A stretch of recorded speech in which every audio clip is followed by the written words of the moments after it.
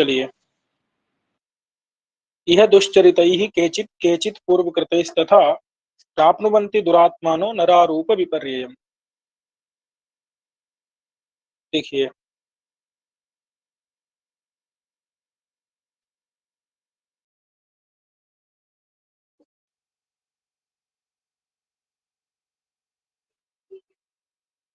अच्छा, मतलब ये ऐसे ही दिख रहा है कि नहीं? जी जी, स्पष्ट दिख रहा है जी। चलिए, तो यह दुश्चरितैः केचित् केचित् पूर्वकृतैस्तथा प्राप्नुवन्ति दुरात्मानो नरारूप विपर्ययम्।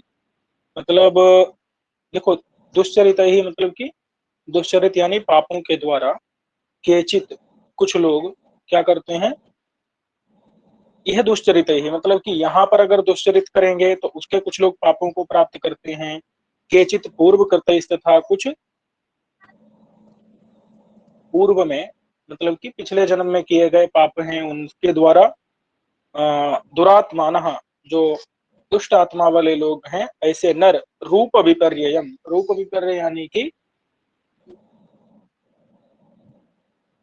रूप विपर्य अर्थात पिछले जन्म में कोई और रूप था, इस जन्म में कोई और रूप प्राप्त करते हैं, रूप के परिवर्तन को प्राप्त करते हैं। बात समझ में आ गई कि नहीं?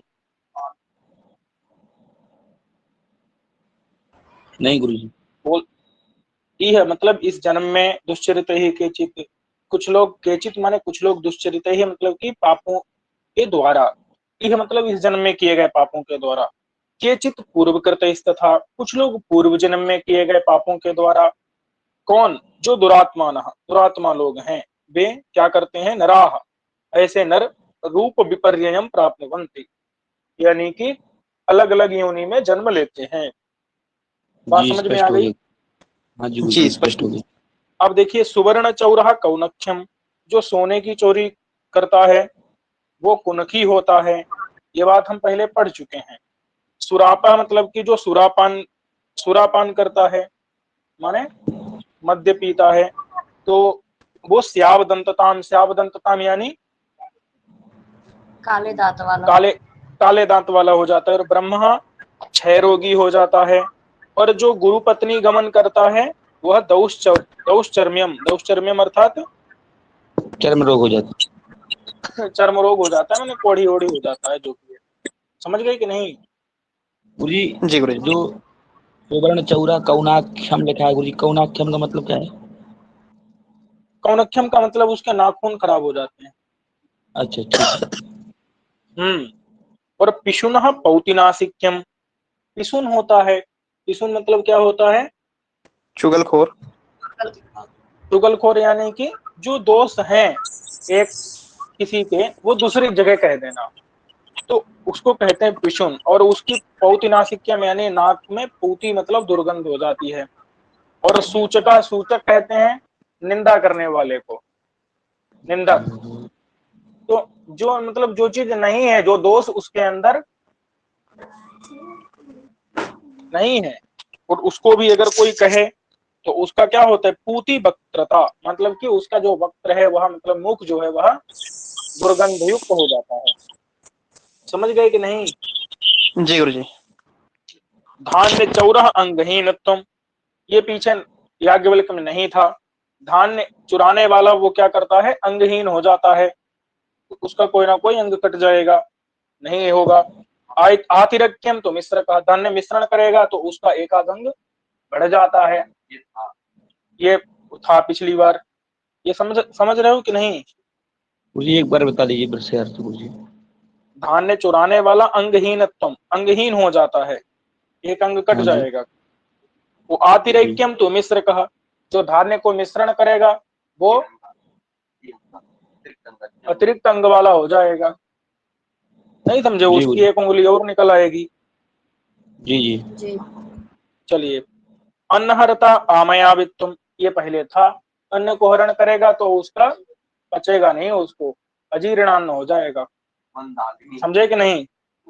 जी गुरुजी। जठराग्नि मंद हो जाएगी। आमयावित्वम। अब मौक्यम, मूक हो जाता है, बाघ अपहार का, बाघ मतलब जो बिना बताए पढ़ लेगा। इसलिए पढ़ते समय क्या करना है, यूट्यूब पर नीचे कमेंट में बता देना है कि भाई हम पढ़ लिए आपका। तो अथवा दूसरे किसी की किताब चुरा लिया तो वो बाघ अभार का मतलब वाणी का अपहरण करने वाला मौक्य मतलब मूक हो जाता है। मूक समझ रहे हैं ना, जो ना बोल हाँ पाए, गुरुजी। क्या बोलते हैं उसको, मुकाम। गूंगा, गूंगा हो जाता है।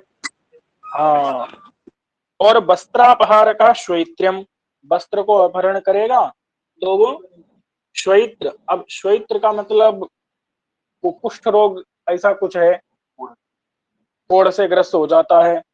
और पंगुताम अश्वहार का, अश्व चुराएगा तो पंगु मतलब लंगड़ा। लंगड़ा। ये समझ गए ना। जी गुरुजी। एवं कर्म विशेषेण जायन्ते सद्विगर्हिताः, इस प्रकार से विशेष प्रकार के जो कर्म है उस प्रकार जैसे कर्म करोगे वैसे सद मतलब सज्जन लोगों के द्वारा, विगर्हिता मतलब कि निंदित हो जाओगे, गर्हित निंदित हो जाओगे। और कभी जड़ पैदा होगे, कभी मूक पैदा होगे, कभी अंधे पैदा होगे, कभी बधिर पैदा होगे, और विकृत आकृति वाले, जो जो विकृत प्रकार विकृत आकृतियां हैं वैसे आकृति वाले पैदा होगे। ये बात समझ में आ गई कि नहीं? जी।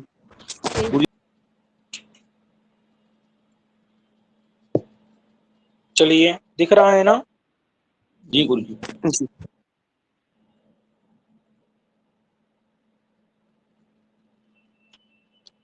तो चरितव्यम अतो नित्यम प्रायश्चित्तम विशुद्ध है।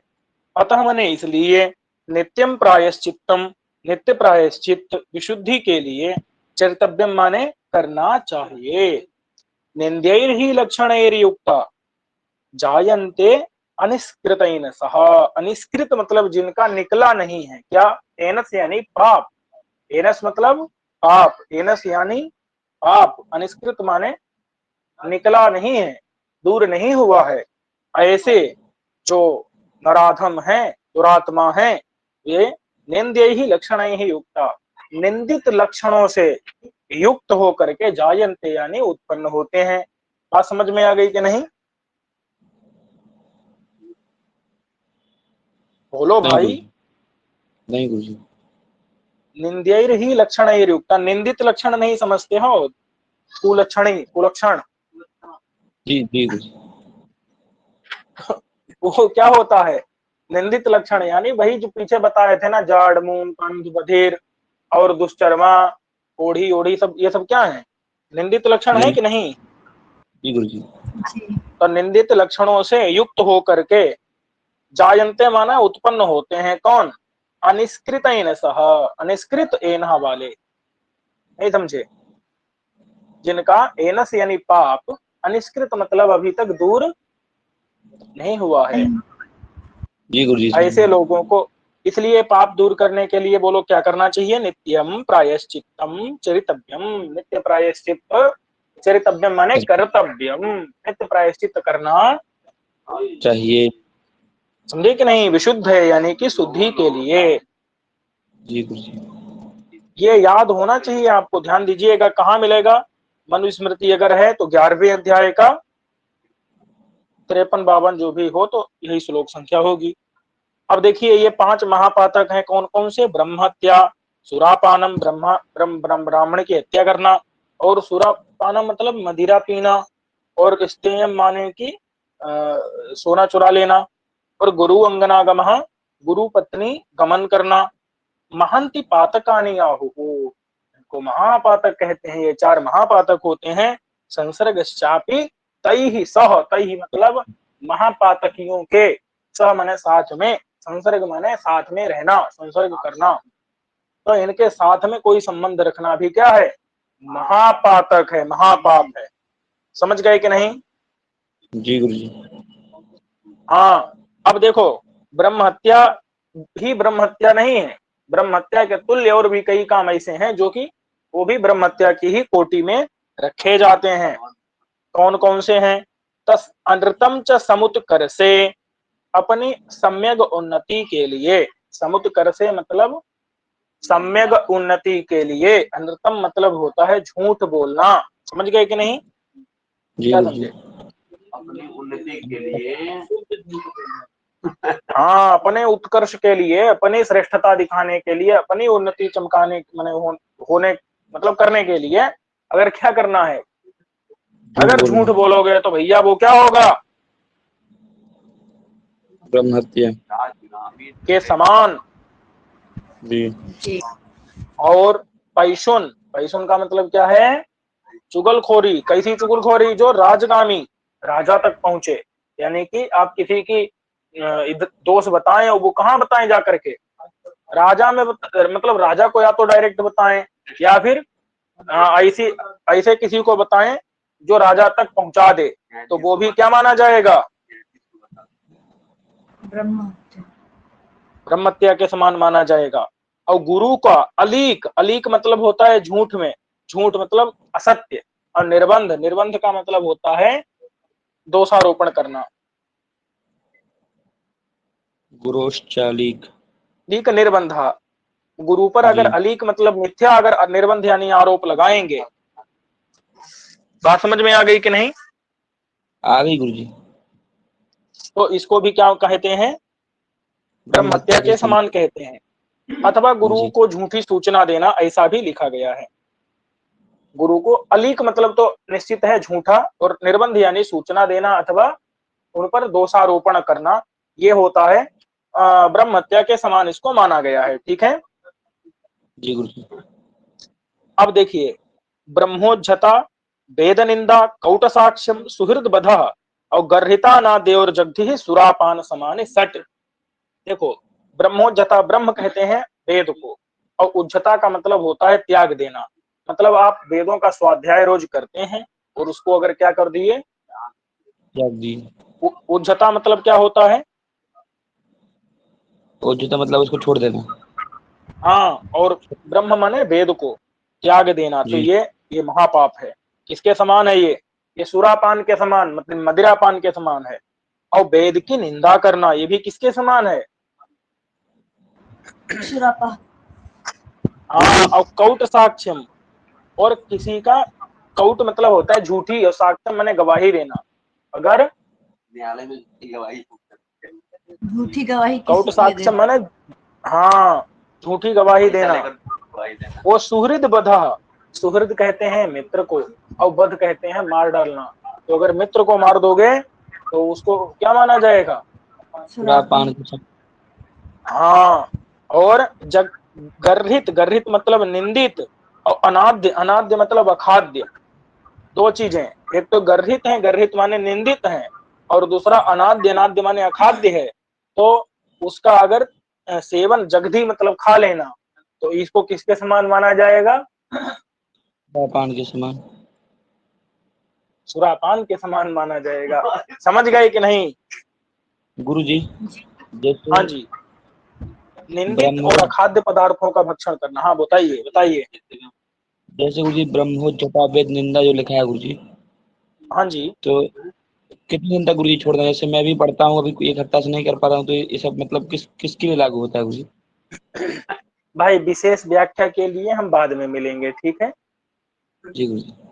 ये हम क्या कर रहे हैं, आपको अर्थ बता रहे हैं। क्यों बता रहे हैं, ताकि आपको ये याद हो जाए। और अभी जो बता रहे हैं ये क्या करना है, आपको याद रखना है। क्या है, याद रखना। और जब, हाँ, ये क्योंकि इसीलिए अभी थोड़ा थोड़ा बता रहे हैं। सर एक बार इसका अर्थ फिर से बताइए। गर्हितानाद्ययोर जगधी का गर्हित मतलब निंदित चीजें जो हैं, लहसुन प्याज पता नहीं, जो भी हो आप समझ लेना अपने मन में। अनाद्य मतलब होता है अखाद्य, और उनका जगधी माने खाना। अच्छा ठीक है।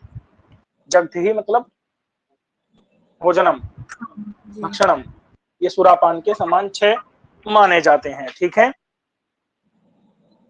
ब्रह्मोज्झता 1, वेद निंदा 2, कौट साक्ष्यम 3, सुहृद 4, वो गर्हित को खाना, निंदित को खाना, और अनाद्य मतलब ना भक्षण योग्य नहीं है उसको खाना।